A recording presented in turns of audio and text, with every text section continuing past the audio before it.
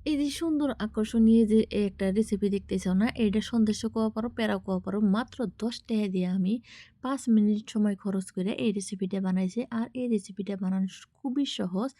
চাইলে যেকোনো মানুষ এই রেসিপিটা বানান পারবা। আর ছোট থেকে বড় সবাই খাওয়া পারবো। আর এটা অনেকদিন মানে ৪ থেকে ৫ দিন স্টোর করে খাওয়া যাবো। তো চলো দেখে নাও কি, কি দিয়ে আমি বানাইতেছি। ১ম এ আমি নিছি মেরি বিস্কুট। তোমরা চাইলে যেকোনো বিস্কুট দিয়ে বানান পারবা এটা। তো আমার মনে হইলো যে আমি ১০ টেহার বিস্কুট দিয়ে আজকে এই রেসিপিটা বানাবো।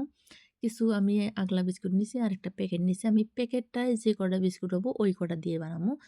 তো যাই হোক, মেরি বিস্কুট দিয়ে সুন্দর একটা সেন্ট এসে খাতেও ভালো লাগে। তার জন্য মেরি বিস্কুট নিয়ে নিছি।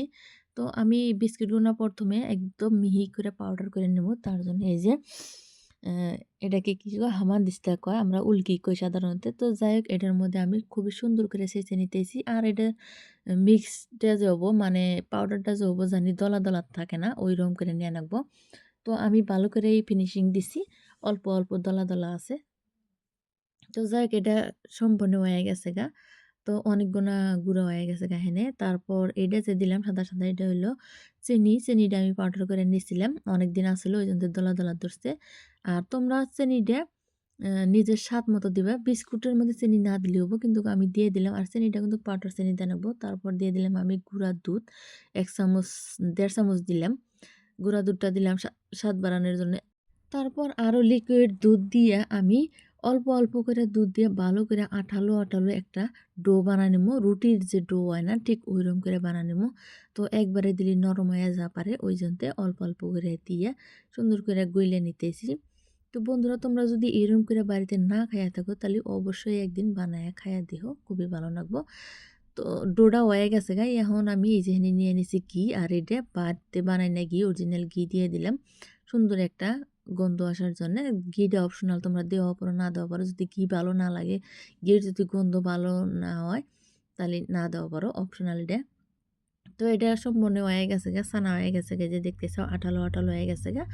মানে আমি অল্প সময় ২ থেকে ৩ মিনিট সময় আমি রেখে দিয়েছিলাম। তারপর হাতের মধ্যে ঘি মাখাইয়া এই যে নিজের পছন্দ মতো আমি শেপ দিয়ে নিতেছি। তোমরা তোমার পছন্দ অনুযায়ী শেপ দিবা। তো ১ম এ আমি কিছুটা ছিঁড়ে নিয়ে তারপর দিয়ে গোল, গোল কইরে এই যে মাছ বরাবর একটা ডিজাইন কাইটে নিলাম মাঝে টিপি দিয়ে। তো যাই হোক, বাকি ডিও আমি এরকম করে বানায় নিমু। তো আরও একটা দেখাই, এই যে দেখলা?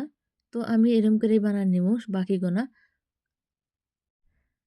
তারপর আমি এনে একটা প্লেট নিছি। আমার সবগুলা প্যাড়া বানানো হয়ে গেছে। এটাকে প্যাড়া কয়, সন্দেশও কোয়া পারো। তো যাই হোক, আমি প্যাড়া কইলাম। তো এই যে এক, এক করে আমি প্লেটের মধ্যে সাজায় নিতেছি। এনে কিন্তু কোনো কালার ব্যবহার করি নাই। এমনিতে সুন্দর একটা কালার আইছে। দেখতে ভালোই দেখা গেতেছে। তো এখন আমি কি করমু? এই যে লাল, লাল যে বস্তুটা দিতেছি এইটা হলো চেরি। আমি একটা করে চেরি ২ ফালা কইরা মাঝখানে দিয়ে দিলাম। এটা সৌন্দর্য বাড়ানোর জন্যে, আর কিছুর জন্যে না। তো তোমরা চাইলে দেওয়াও পারো, না দেওয়াও পারো। প্রত্যেকটা প্যারার মধ্যে একটা করে আদান করে চেরি দিতেছি। খুবই সুন্দর দেখা গেতেছে। তো বন্ধুরা, এই যে সুন্দর এই রেসিপিটা একদম ৫ মিনিটের মধ্যে বানায় নিলাম। তো তুঙ্গর কাছে কিরম লাগলো তোমরা কমেন্ট করে জানাইও। আর এই যে এই রেসিপিটা তোমরা যদি ইউটিউবে থেকে দেখে থাকো প্লিজ একটা সাবস্ক্রাইব করে দিও। আর যদি ফেসবুকে থেকে দেখে থাকো তাহলে প্লিজ একটা ফলো করে দিও।